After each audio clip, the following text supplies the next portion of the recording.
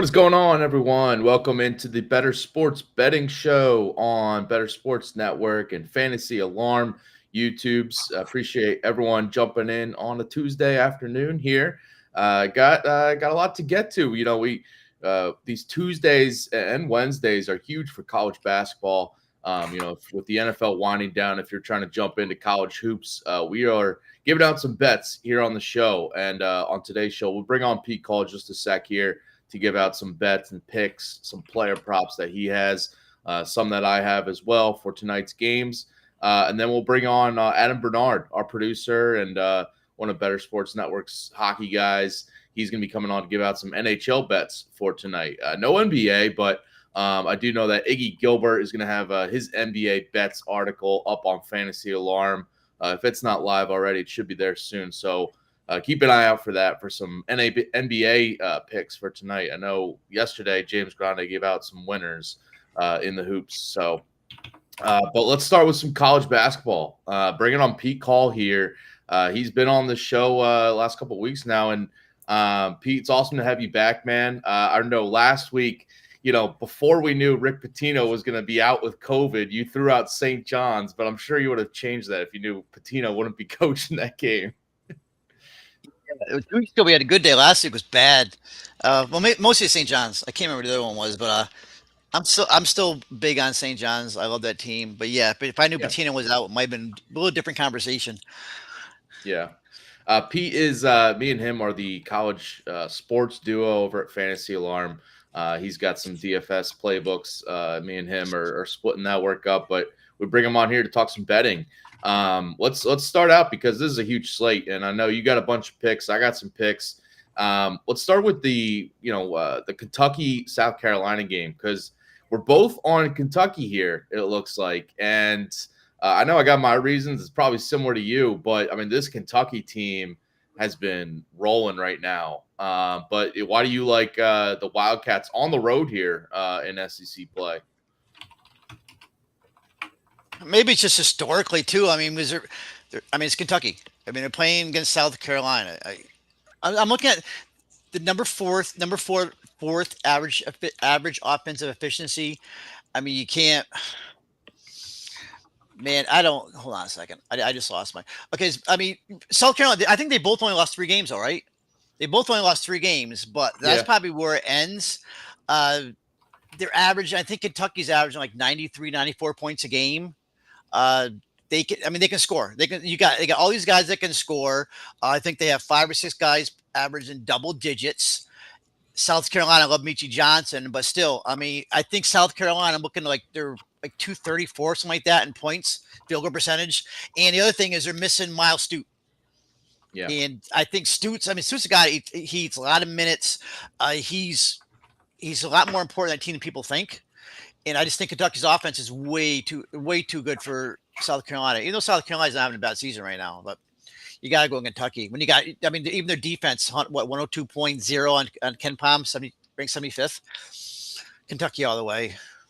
Yeah, give me Kentucky here too. I'm with you. Their offense is just it's elite right now. You said 4th in offensive efficiency overall in college basketball, but the fact that they can in the backcourt they can lean on whether it's Antonio Reeves, Reed Shepherd, Rob Dillingham, DJ Wagner, like interchangeably basically. If one guy has a bad game, the other 2 are stepping up. And then they just recently over the past month they brought back Aaron Bradshaw in that front court. It used to be just like kind of Trey Mitchell doing a lot for at the center spot, but bringing in like a top freshman in Bradshaw.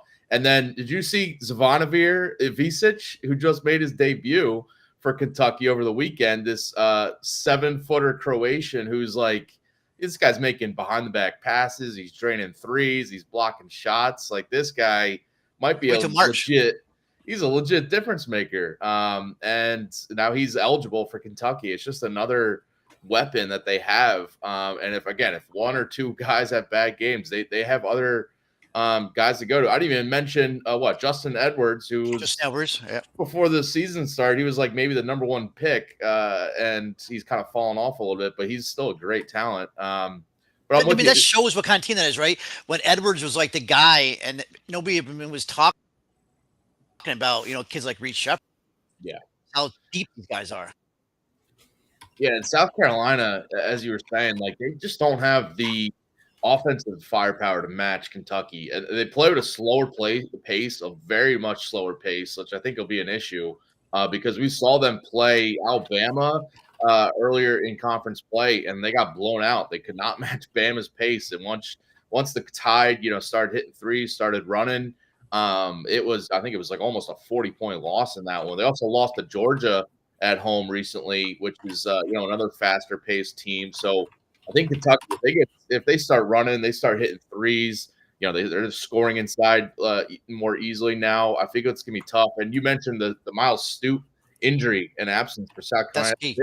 He's one of their best 3-point shooters. So they're gonna have to really kind of slow this game down to even, I think, keep it close. And it's minus 5.5 on the spread, but I think we both like Kentucky in this one to cover.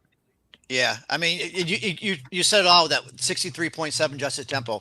I mean, what's really surprising, you look at South Carolina's offensive numbers, though, 65th in the country, defense 65th in the country, both of them, but that pace brings them down. In Kentucky, I'm looking at possible double-digit win here.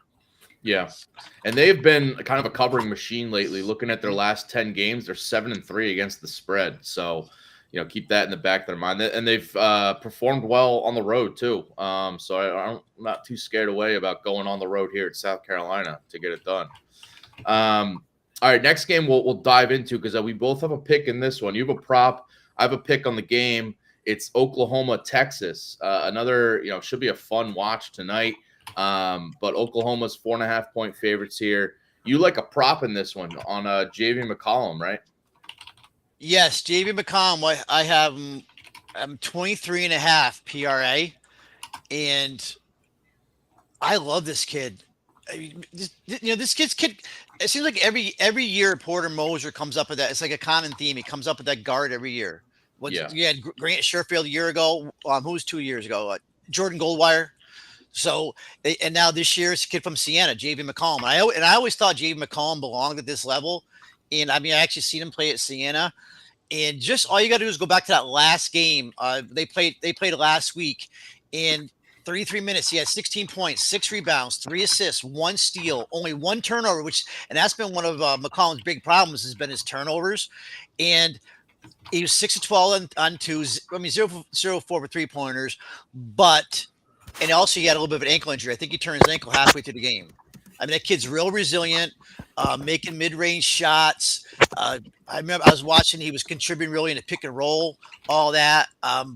This kid's got the qualities of an elite player, and 23.5. And I just had it called up. I think he's pretty much covered that even after a few weak games. McCollum also, the other kid, I can think he's going to cover his PRE also, but McCollum. So I think he's covered it last game. He covered it the Kansas game on the road. He's covered it at TCU. So McCollum's my top pick. But also, if you want to do another pick here, don't sleep on Otega Owa, same PRA. Yeah, with the McCollum one, I mean, he's like stuff in the stat sheet. Like he's their leader. Yeah, he's their leader for sure.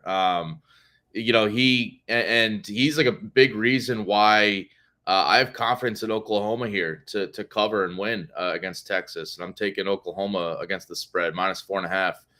Texas is one of those teams that, like, they had a good record to start the year, but we're starting to see those cracks. Yes, there's some dimples. Yeah, they just beat Baylor at home over the weekend, but it was like a game that came down to the final seconds. They kind of barely survived there, but before that, they lost 3 of their previous 4 games to begin Big 12 play. And before beating Baylor last week, they had struggled against top competition. They lost by double digits to UConn, Marquette, Texas Tech. And Oklahoma here, now Texas has to go on the road, kind of a letdown after just beating Baylor and surviving, rivalry game 2. That again came down to the final seconds there, and it was a game that Texas in the first half shot very efficiently, especially from 3-point range. They were just draining, couldn't miss. Second half, they got cold, and that's kind of been a thing for Texas this year, where they start hot in the first halves, but second half teams kind of adjust they take away their threes. They're not now. Those threes aren't going down, and Texas, kind of falls apart in these second halves, and it's been happening in Big 12 play. So I think Oklahoma, they have the defense. This is like a top tier defense in the country this season, and they, from 3-point range, they have one of those 3-point defenses that I think can limit Texas and kind of hold and build a lead to cover the spread if Texas starts missing those shots. I like how Oklahoma, with McCollum, but you mentioned Otega Owe, Milos Uzan too. These are all like longer guards, with the length and size. Texas, their guards are both 6 foot, and Tyrese Hunter and Max Abmas. Like, I think that's going to matter in this matchup, just having more length on the perimeter than Texas does. Yeah, they look at that Baylor game too. Texas shot like 52% from the 3, and they still needed a buzzer beater to win that game. Yeah, so exactly. You know what I mean? So you got to see. I mean, their challenge right now. I think they've lost 3 or 4. I think it is. Before beating Baylor, they had lost 3 or 4. Yeah. Okay, that's okay. That's what it is. So I think Oklahoma's got a really strong defense, and maybe not as, a lot of people don't realize how good their defense is, and they can hold up on the inside. So I'm with you too. I got 3.5. Right? Is that what you have? I think it's up to 4.5, but that's okay. I'll take the 4.5 also. But that's on BetMGM, by the way. But shop around. If you can get a 3.5. If you want to buy a half point or whatever, definitely go for that. But real quick, looking at Texas, so I mentioned, their record. If you just look at their record, straight up, they're 13-5, but they're 5-13 against the spread. So this is a team that, when they were favored over their mid-major teams, they weren't, winning handedly, and as underdogs, that they have not been covering as much. So. Yeah, I think is a spot to kind of fade Texas and back Oklahoma. In the chat here, by the way, we got Smokey the Cat. He's got. We'll touch on this. We're talking college basketball right now, but he's got a play here. Pete, I'll see if you have thoughts on this one. But he said for this weekend, for the conference championship in the NFL, he likes Mahomes, 1.5 passing touchdowns, Purdy lower than 2.5 touchdowns, Goff 1.5 touchdowns. Thoughts on this? I do think I like the Mahomes one and the Goff one. I'd be worried about the Purdy one because I do think that like there's a chance he could throw for 3 or 4, even though they got the strong run game. But that's an interesting parlay if you're parlaying all those together. Yeah, I really don't mind, and I totally agree with you. I really don't mind it. I would definitely take them Mahomes over and they over, and I kind of agree with him. Okay. That's the wild card. The Purdy's obviously the wild card there, but yeah. The Lions' pass defense has been an issue this year, so that's why maybe I'd be a little worried about the Purdy one. But I do think the Goff one that they're going to have to pass and have success through the air. The Lions to kind of keep up with the 49ers. Those other two are definite locks for me. That's a interesting one. The Purdy lower, but hey, that's how you win some of the big money, right? And Smokey's been he's been throwing out these winning parlays all season long in the NFL, so I can't knock it. Roll with your gut. Yeah. All right, back to college hoops here. Let's go to, you have a bet in this TCU Oklahoma State game, and you like the road favorites in TCU here. Yeah, I do. TCU, I mean, they're coming on back-to-back losses, but I mean, there's not. It was Iowa State, right? They lost Iowa State. Who I think it was back-to-back, right? Who was the other loss? Cincinnati on the road in overtime. That's right, Cincinnati, and that was actually a very good game too. So I like TCU here. I love Emmanuel Miller. I think Emmanuel Miller is one of the best players in college basketball, and Oklahoma State's got one of the worst offenses in college, and yeah, that's right. On the road, Cincinnati, OT. Now it's all coming together. So, and they lost by just a buck, I think, to Kansas, right? When conference play started. So they're a much better team. They're a much faster team. And TCU is a much better team, actually, than we're seeing so far. Once again, look at these guys. Micah Peavy, Jacoby Coles, Jameer Nelson, all those guys. I just think Oklahoma's a really slow team, and TCU has not shown anything like as good a team that they should be. And I think it's all going to start coming together here. And I'm looking at what's the latest? What's the 4.5? 4.5, still spread 4.5 right now. Yeah. 4.5. Take TCU over at 4.5. Yeah, I just don't think Oklahoma State's a good team. Yeah, they're not. They've lost 5 straight, all 5 conference games. And you look at their schedule overall this year, they've lost to every good team they've played. Their wins are against mid majors or Sam Houston State, teams like that, right? New Orleans, Houston Christian. Yeah, it's true. Yeah, that's. And looking at Ken Palm, like Oklahoma State, they're 116th in the country, which is low for a Big 12 team in general, but low for a power conference team that's not DePaul or Louisville. And TCU, you mentioned. So you look at their conference record, they're 2-3 in the Big 12 so far. But you mentioned, so it was an overtime loss to Cincinnati on the road. A game they easily could have won. Iowa State was a 1-point loss over the weekend, and there was a 2-point loss to Kansas. But their 2 wins were, a 9-point win over Oklahoma at home and a good win at home over Houston too. So this is a team that's kind of gone through like a gauntlet in their first part of the Big 12 schedule, but now they get a significant decrease in competition now with even going on the road here. I do think it should be a TCU win. Yeah, TCU is a bad turnover team, but Oklahoma State's even worse. And I just saw something else, and they actually TCU is right now the best transition team in the nation, 22.2 fast break points. So nobody else in the nation is got more than 19 per game. So. And they've won 4 of the last 5, but 4 of the last 6 head-to-head. So, and they've covered 5 of the last 6. TCU. Oh, interesting trend there. I didn't realize they've had the upper hand over Oklahoma State recently. Yep. Yeah, and TCU, by the way. So you mentioned they like to play fast. Like they brought in Jameer Nelson Jr. At point this offseason, and he's like he's got that offense running. Emmanuel Miller is the headliner there, but it's Yeah, he's a nice little point guard. Yeah, he's brought some fire to that. And Avery Anderson, little revenge game for him. I was just gonna say, you got Avery Anderson, but Bryce Thompson seems like some of these guys have been playing for years, right? It seems like they've been playing forever. But yeah, Avery Anderson, definitely revenge game. Forgot about that. Yep, Anderson versus Bryce Thompson. Yeah, gonna have to look at some maybe props for Avery Anderson.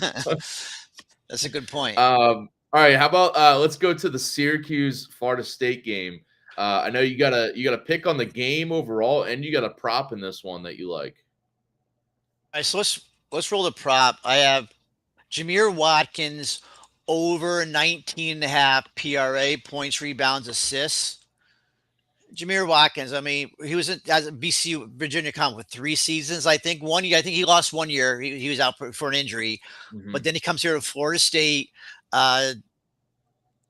Increased level competition, but I think he's actually playing an even more prominent role at Florida State than he did at VCU. And he's even been more productive than he was in Atlantic 10. This kid's a prototypical NBA wing, I think. And he gets a nice matchup today. So we're going with I just have my Watkins numbers up. Of course, I just 19.5, is it? It's 19.5. And I think he's covered them. Look at. You're going against Syracuse. It's gonna be a fast. I don't know what the over under is here. What's the game total here? I think it was at like 150 around. Yeah. So I just had up. I just had all Watkins. I think Watkins just covered that. Okay, and he's covered that PRA like the last 4, I believe, and faster game. They're going to get points. Okay, so against Clemson, he got it. The Miami Florida game, he covered that. Notre Dame game, he didn't, but I think the Wake Forest game he did. So, I mean, he's a stat sheet stuffer. I mean, he's had double-digit points every game since December 22nd. I mean, he's gonna get you 4 to 7 rebounds every game. He's pretty much gonna give you at least 2 to 3 assists.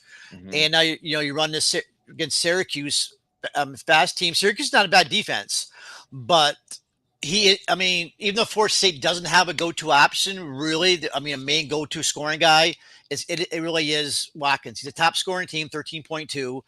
That was their problem against Clemson last Saturday, but they really didn't have that one go-to guy, which I guess is Watkins. But take the over. I'm a Syracuse guy. I bet against him last week. I'm not going to do it again. So, and going into that game, Syracuse is 9-0 at home on the year. They're slightly better on paper, I think. I think it's going to be a good game. But, I mean, I love these guys. I mean, I love Mintz. The weird thing about Syracuse, I know I'm jumping all over the place, but Syracuse is they're primarily successful on the defensive side this year. Holding opponents is 30.2% from beyond the three-point line. And, I mean, that's pretty good when you're playing at a quick pace. They're only allowing 71.7 points per game. Yeah. And Florida State's only shooting 44% from the floor. Two quick teams here. And what happens there, it covers up those offensive shortcomings that you have. You have two quick teams going. Yeah, on the Watkins side, he is kind of that, he's on the wing, but he's also playing like some, kind of point forward role for Florida State. So he is, he's the guy for them. It's, basically, Primo Spears has been involved too, but like when the guy that's like leading the offense is for sure Watkins. And this is Syracuse and Florida State, two like top 50 pace teams in the country. I do think it's going to be an up and down game. I wasn't going to throw this out as my pick, but I do like the over in this one. Now, just hearing you talk about it, I do like it too. One of those quicker pace games. And here's the number I was looking for. I don't know how he lost on my screen, but I saw it somewhere. Even Syracuse defense right now is ranked 215th in defending interior. Mm-hmm. So right there, you got a guy, Jameer Watkins, playing. Let me see his last 3 games. He's played a 23-minute. He had a 29-minute game, 33 minutes. I don't know where that 23-minute game came from. Look at his last 3, but I mean, he's got 18% shot rate, and his rebound rate's like 15%. He's got assist rate almost 13%.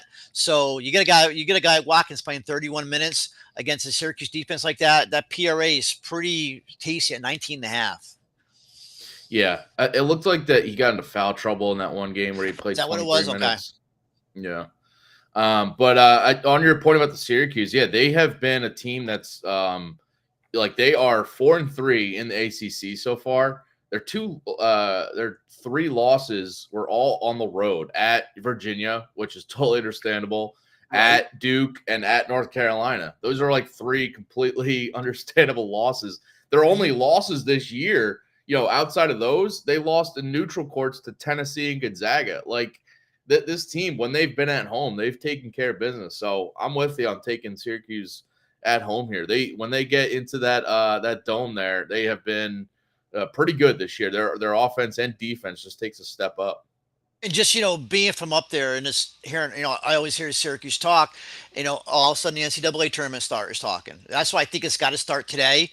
The schedule it's been pretty strong. They played, I guess their signature win probably is the game against Miami, but they really haven't beat a major team. I mean, Florida State isn't either. ACC this year is kind of a down year. Yeah. But the problem is it's got to start. I mean, it's got to start right now. I think they rank 13th in RPI. And they have a really difficult schedule coming up. So this is a big game for them tonight. They're going to make a tournament run. They have to win all these games that they're supposed to win. And it's got to start tonight against Florida State. And I mean, Adrian Autry's doing a really good job, I think, this year. I really do think he is. I mean, everybody's at the beginning of the year, there was a lot of negative comments about him, but I think Autry's doing a really good job. It starts tonight. If they're going to make a run, I think they are going to make a run. So maybe I'm Homer, but I'm not. I got burned last week in that Pitt game, so I actually went against Syracuse. I got burned everywhere. I also had what's his name from Pitt. I got on the props, the 3-point shooter there. I just Hinson, yeah. Hinson. Last week was a bad week, so it's funny. Hinson's been a lot better besides that game. Yes, exactly. And that game was built for him. Yeah. And both games this year. He kind of did it both games in Syracuse this year. Syracuse win this game. They're covering today. I like it. I like it, man. Yeah, Florida State has been kind of one of those up and down teams, but yeah, I'm with you on Syracuse at home here. All right, another pick you like. I'll go to one of mine here. I like Georgetown at home as the home underdogs here against Butler, plus 3.5. I look at Georgetown as like they're not a great team, but they're feisty as underdogs. Like Ed Cooley did this when he was at Providence, and now he's doing it at Georgetown. So they're 6-3 against the spread in their last 9 games as underdogs this year. He was a guy I loved to back when Providence was dogs, especially at home. But even on the road, they've been strong as dogs, and they're doing it here at Georgetown. And Georgetown's a team, like, they went through a lot of growing pains and still are trying to find out what they are. Cooley trying to bring his vibe and his style to Georgetown here. I think they're starting to show that they're figuring things out. They just almost beat Xavier on the road last game. And actually led, for a lot of the first half of that, and honestly probably should have won. It was just like a 1-point loss. But Butler, by the way, they're a team that I've just been looking to fade because they started out this season hot, and now I just think they've been overvalued because they're now 0-5 against the spread in their last 5 games as favorites, and on the road they're 1-4 both straight up and against the spread. All 4 of those losses have been by double digits. So this is a team that goes on the road and just really struggles, especially offensively. They're 1-9 against the spread in their last 10 games overall. So this is a team that's really, I just think the market had overvalued them. And I think there's a reason this spread is this low. I think Georgetown's pretty live to win this game outright if you want to look at the money line. These teams played a month ago. It was a 10-point home win for Butler. But it was a pretty evenly matched game besides like a late push in the first half by Butler, which ultimately made the difference. But besides that, these teams were pretty evenly matched on the scoreboard. And, I just think that, with this rematch going back to Georgetown, tough travel situation for Butler, coming from Indiana, going now to DC. I just feel like that's kind of a tough spot.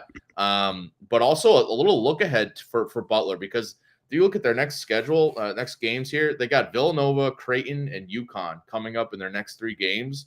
Like they're definitely, I think, looking ahead to like try to pull one of those upsets. A big marquee win for them in Big East play, and maybe Georgetown just kind of sneakily takes this game from them or keeps it close, and maybe they lose pretty close. But I look at Butler and they over the weekend. They beat DePaul at home, but that's not impressive at all because we just saw DePaul just fired their coach, Stubblefield. It's another kind of lost season for DePaul. But previously, before that, Butler had lost 5 of their previous 6 games. So this is a team that I just think they just win comfortably over DePaul, but I think they're going to go back to regress here. And I think Georgetown, give me the points with them. Yeah. Butler is right to be beat today. I mean, you look on paper, they rank their offense 55th, Ken Palm efficiency. Georgetown's defense is 279. So on paper, Butler should. But Georgetown's not a great team. No, I mean, but Cooley is really showing signs that they're turning this around. Yeah. And so you got this, like, and you already said this is a totally different team than one that started Big East play. They lost double digits to Butler, double digits to Creighton. I think there was double digits to Marquette, but they've covered the last 3 conference games.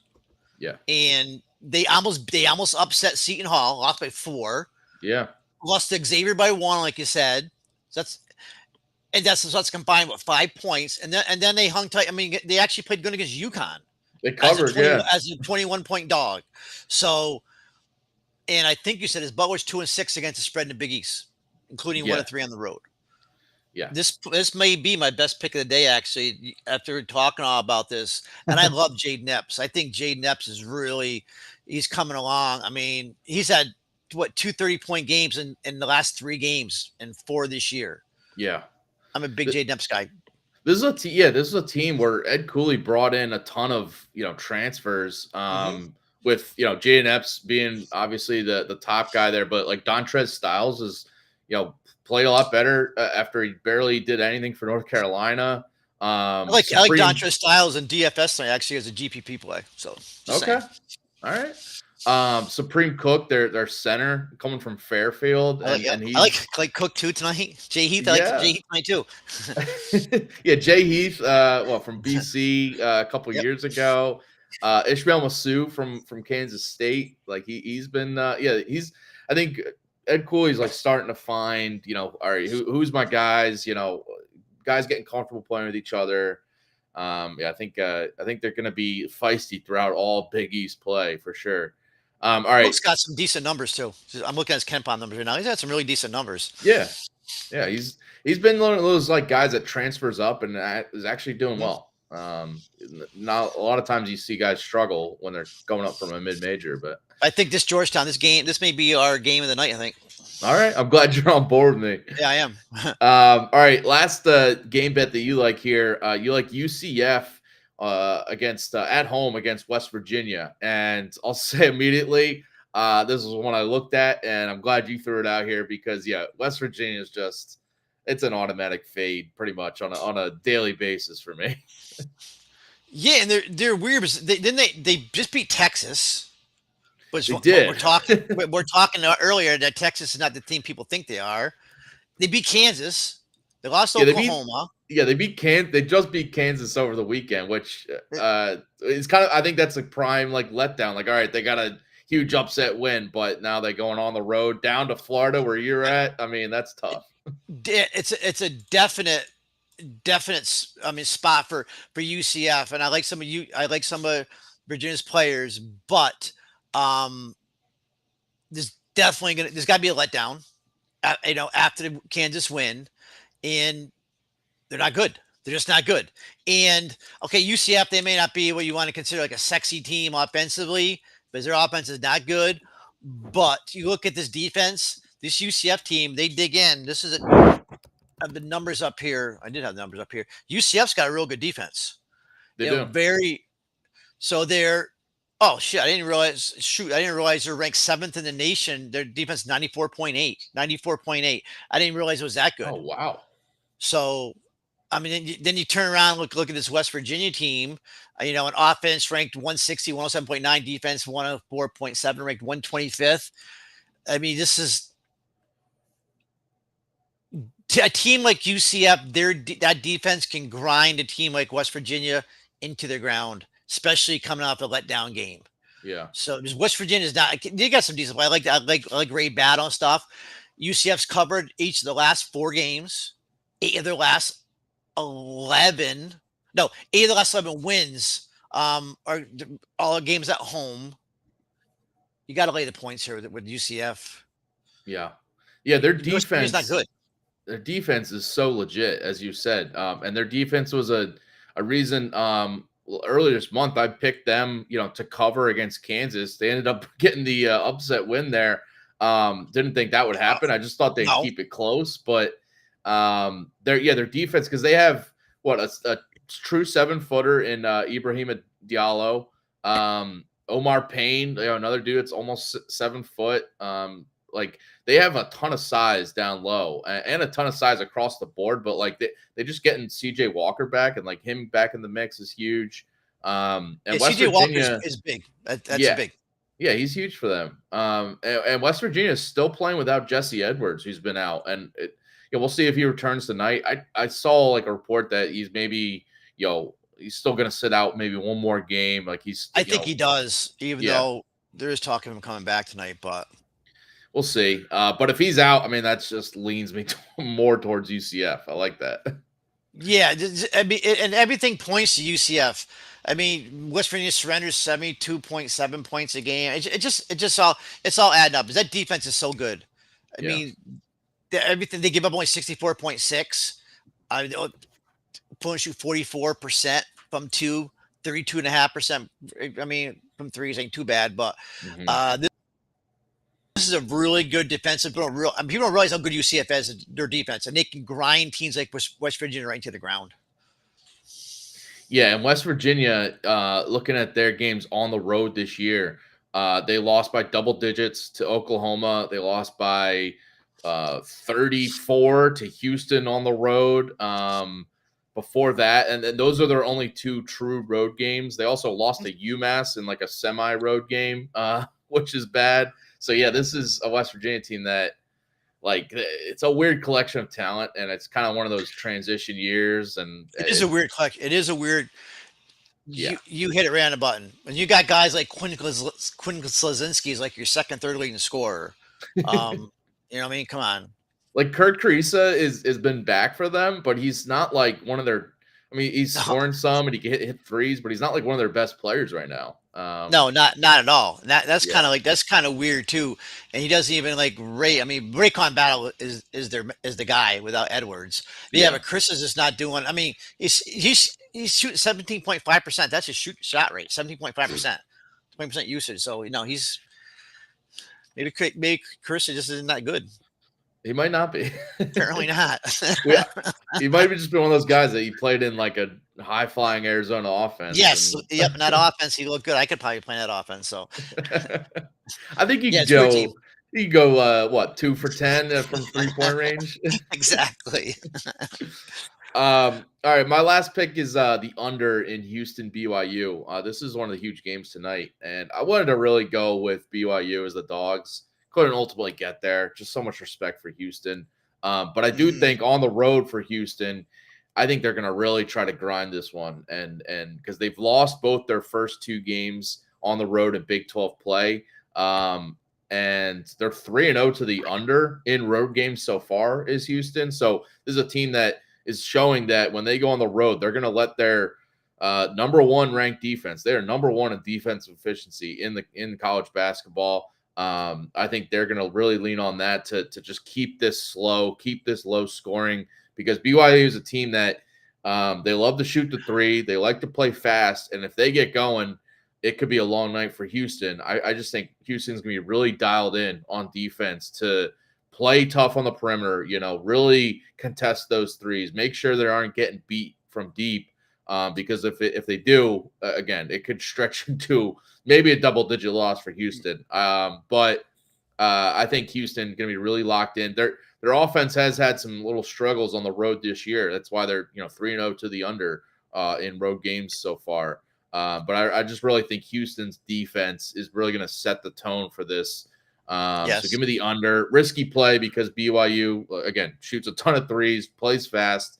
But I just think that this is going to be one of those just really, I think BYU too is going to really try to show up defensively.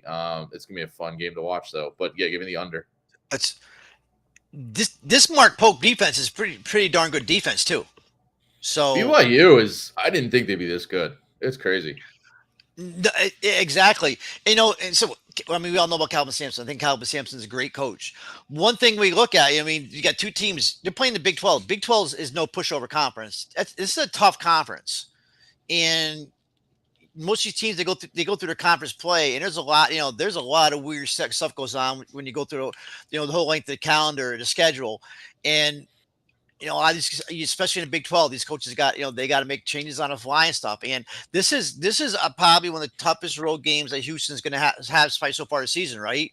And we're so used to having a Sampson team just fly through the schedule like they did in the AAC.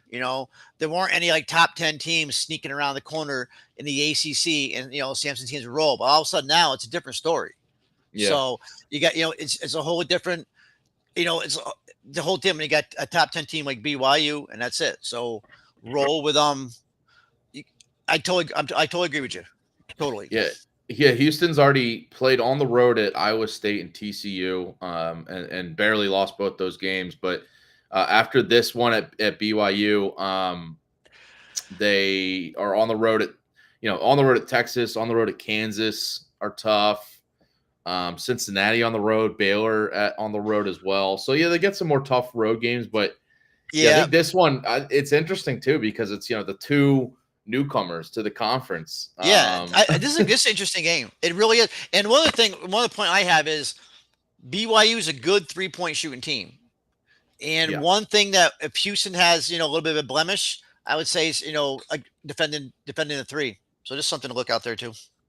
Which has me worried about the under, but it's also a reason why I think if I was going to pick a side in this, it would be on the BYU as the home underdogs here. But just looking at the under either way. All right, so that's some college hoops. Pete, awesome stuff. Gave out a ton of picks on today's show. Hopefully, we get some wins here because we're going to be both watching and glued into all these games. But it's nice to have some wins. Again, DFS too. You'll be playing that. Check out our Discord. Me and Pete in there if you're playing some college basketball DFS. But Pete, awesome stuff, man. Thanks for coming on here, man. All right, Servo. Thanks, man. All right, later. All right, let's wrap things up here with some hockey. Bring in our producer Adam Bernard at Pucking Thoughts on Twitter. If you aren't following him, check him out. One of the co-hosts of the Better Hockey Now show, as always. But he is here to give us some bets out. 9-game slate in the NHL tonight, and I know you got some picks here. What's up, man? What's going on? Yeah, 9-game slate tonight, and I'm going to be going to one of the games, so that's always nice. Yeah, going to be going down. The Rangers make their annual trip to San Jose, so I'm going to be heading down. I was going to say, I know you're in the Bay Area there, so all right, Rangers, San Jose. Let's start with that game because I know you got to pick for this game because if you're going to the game, you got to have something going with the game. So where are you going with this Rangers and San Jose game? Sharks. All right, so first of all, keep me in mind as I sit in traffic because it's one of those drives that's going to take me like 2 to 3 hours to get there, and then like an hour and a half at night as I make the trek from the North Bay to the South Bay. It's gonna be worth it, okay? Oh, it's always worth. Yeah, I'm very happy to do it because I used to be a season ticket holder, and now I see them once a year, so I'll gladly drive. This is the third game in 4 nights for the Rangers. They're wrapping up a Western swing, but they did have yesterday off after beating the Ducks on Sunday, losing a tough one to the Kings on Saturday. The Rangers have struggled for the first half of the month, but they seem to be getting back to their ways from last year, we'll call it. But at least against the bad teams, they're showing that. So, and tonight you enter the Sharks, who are a bad team. Sure, they've won 2 in a row, but both were against, in-state rivals. And one of them was the lowly Ducks. So, and the Sharks have yet to win 3 in a row this season. I'm not going to bet that they are going to get 3 in a row against one of the top teams in the East. And even if the Rangers have been a little bumpy lately, I can't see the Sharks winning 3 in a row here. Give me the Rangers on the puck line tonight, -1.5 here. And give me a nice happy drive home at about 11 o'clock at night. Yeah, 2-goal win at least for the Rangers. I think that'll be, if it is a longer drive, at least you can have some little extra coin in your pocket with the win. Yeah, they, against the Kings on Saturday, they didn't play their greatest hockey. The Kings kind of suffocated them a little bit, and they didn't even look that good against Anaheim on Sunday until they broke out later in the game. So I think they'll ride that momentum against another subpar opponent here in San Jose. All right. The Senators and the Canadiens. You will like a pick in this one as well tonight. So yeah, we talked about this one last week. I took the over in that. 2 bad teams, 2 goal, with poor goaltending. But usually when you have a teams meet in a short-term rematch, like a week later, I tend to go the opposite of what happened the previous way. So we're going to go under tonight, and it's not just a trend that we're going to follow here. There's a couple of reasons to do that. Normally, I would face Senators goalie Joonas Korpisalo, who I have said not nice things about on the show over the past few months in terms of his performance. But over his last 2 games, he's gone 1-0-1. He's stopped 48 of 52 shots. He's looking better. Jake Allen takes the crease tonight for Montreal. He looked sharp in his last start, a 4-3 win over Colorado.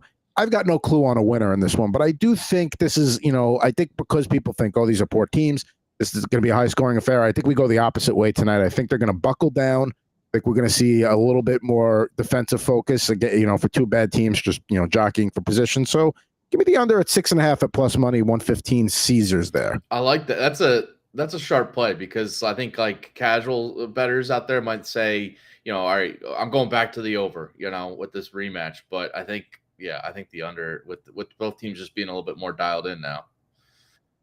Well, the other thing that doesn't help too is Montreal, which helps that argument. Montreal's coming off an embarrassing 9-4 loss to Boston. So I think usually when a team gets embarrassed like that, they tend to really tighten things up. So We'll take the inter-Canadian matchup here tonight. We'll take the under there. All right.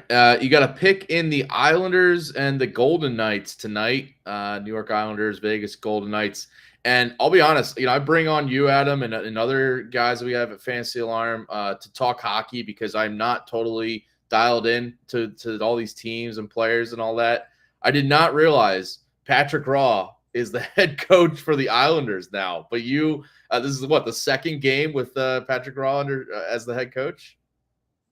Legendary goaltender Patrick Roy back in the NHL. He coached the Avalanche a few years ago, and then he was down in the major juniors with the Quebec Ramparts. And now, Lou Lamoriello, the Islanders GM, he even Patrick Roy, listen, he's a strict guy. You think about the Yankees, with the only mustache, no beard rule. Same thing for the Islanders. That was the first thing. Patrick Roy, arguably the second best goaltender of all time, even he had to shave his facial hair to become the coach of the Islanders because that's what Lou's policy is. So just give you an idea what Lou Lamoriello is like. What about playoff beards? Are they not going to rock that? Playoff beards, that's okay. I'm sure that's fine. But for the regular season, no. Even one of the best goaltenders of all time had to, take the bick to his face. But this is going to be his second game. He won his debut 3-2 against Dallas on Sunday. Vegas did appear to be back on track. They won 3 in a row, but they played an up-and-down affair in Newark yesterday. They lost 6-5 in OT to the Devils. Thank you for costing me money in that one. And here's the thing. It's the Islanders still are a new look. It's their second game under Roy. So whatever changes they're implementing, Vegas really doesn't have a whole lot to work off of here. They are more of a similar style to the Golden Knights, the Islanders, than the Devils. So in that regard, Vegas may be having a little bit of a better matchup, something they're more familiar with. But right now, we talk about, the new coach wave and how long you can ride it. And we're going to talk about a team in the next pick that has really benefited from a coaching change. But I'm going to ride this for another game here. Islanders were also embarrassed by Vegas earlier in the month, so the revenge factor is in play because that is very recent, only a couple of weeks ago. Money line's a little too juiced at -150, but I think they can take care of business in regulation. +105 BetMGM against the Golden Knights tonight. All right. You mentioned a coaching change for Edmonton is let them reel off here a 13-game winning streak now that they've had the new coach, and you like a pick in this Columbus-Edmonton game. So, yeah, they made the coaching change. They won the first couple of games and they had a couple of losses and stuff, but now 13 games in a row. I don't care what sport you play. That is an impressive winning streak. And if you look at Edmonton's schedule, they got Columbus at home tonight and they got Chicago at home in the next game. So there's a good chance this is going to go to 15. I thought about looking at the Edmonton puck line. -1.5 was way too juiced. And I almost was going to do -2.5 at +112, but you start to get nervous with those 2.5 puck lines because you're really as good as Edmonton has been, they have been on the lower scoring side of things lately. So why go over?